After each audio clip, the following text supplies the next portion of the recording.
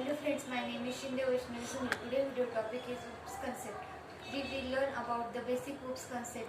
It provides many concepts such as inheritance, data binding, polymorphism, etc. It's considered the first object-oriented programming language. The programming where everything is represented and an object is known as a truly object-oriented programming language. It's considered the first truly object-oriented programming. The popular object-oriented language are Java, PHP, Python, C++, etc.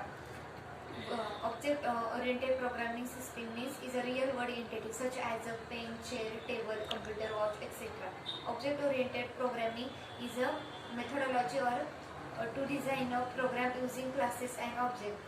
Simplifies software development and maintenance by providing some concept.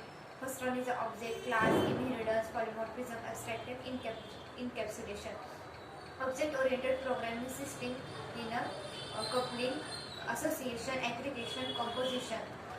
The polymorphism, abstraction, encapsulation, inheritance, class and object.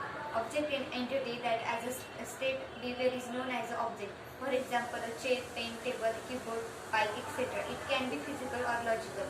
An object can be defined as an instance of a class. An object contains an address and takes up some space in a memory. Object can communicate it without knowing the details of which other data or code. The only necessary thing is the type of message accepted and the type of response returned by the object. Class. A class can also be defined as a blueprint from which you can create individual object. Class doesn't consume any space. Second one is the inheritance. When one object acquires all properties and behaviors of a parent object, it is known as an inheritance. It provides code reusability. It is used to achieve runtime polymorphism. One task is performed in different ways. It is known as a polymorphism. For example, to connect a customer differently, to draw something, for example, shape, triangle, rectangle, etc. In Java, we use method overloading and method overriding to achieve polymorphism.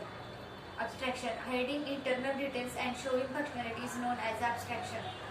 For example, phone call, we don't know the internal processing. In Java, we can abstract class and interface to achieve abstraction. Third one is the encapsulation. Binding or wrapping code and data together into a single unit are known as a encapsulation. For example, a capsule is wrapped with a different medicine. A Java class is example of encapsulation.